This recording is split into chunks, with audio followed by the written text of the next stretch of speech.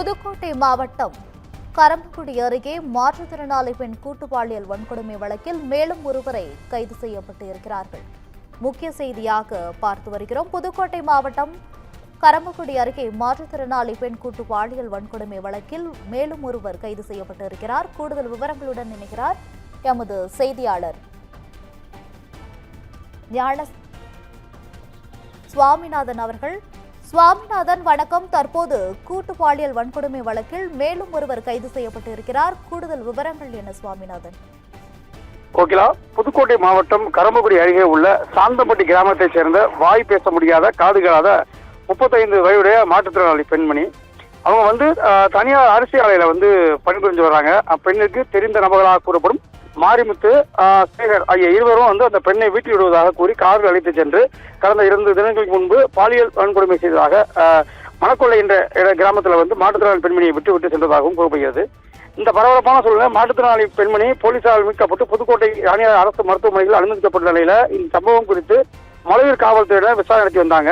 இந்த சம்பவம் தொடர்பாக மணக்கொள்ளை கிராமத்தைச் சேர்ந்த மாரிமுத்து என்பவரை காவல் நிலையத்திற்கு அழைத்து சென்று போலீசார் விசாரணை நடத்தி வந்த நிலையில அதே கிராமத்தைச் சேர்ந்த சேகர் என்பவரை போலீசார் தேடி வந்தாங்க.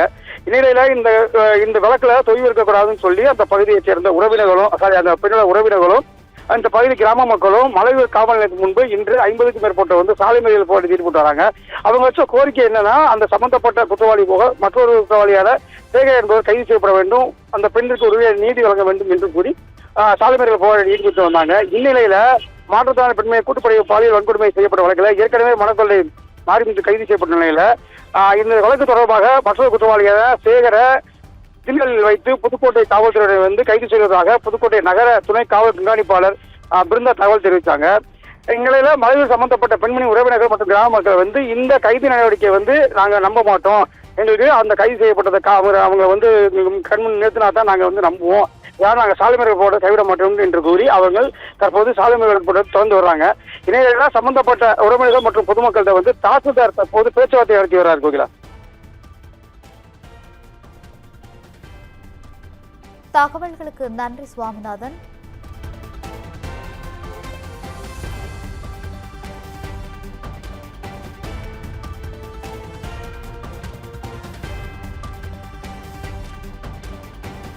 பன்னிரண்டு ஆண்டுகளுக்கு ஒருமுறை வரும் உச்ச குரு பெயர்ச்சி உங்களுக்கு யோகத்தையும் லாபத்தையும் அள்ளித்தர, குரு பார்வையால் ஜாதக தோஷங்கள் நீங்கி சந்தோஷம் பெருக, சுபகாரிய தடைகள் அனைத்தும் விலகி சுபிட்சம் நிறைந்திட உங்களுக்காகவே உங்கள் பெயரிலேயே சங்கல்பம் செய்யப்படுகிறது. குமுதம் பக்தி ஸ்பெஷல் நடத்தும் அதி விசேஷமான தனி சிறப்புடைய குரு பெயர்ச்சி மகா யாகம். குரு அருளால் திருவருள் பெற்றிட உடனே முன்பதிவு செய்யுங்கள். 9840909525 அல்லது 8925800556.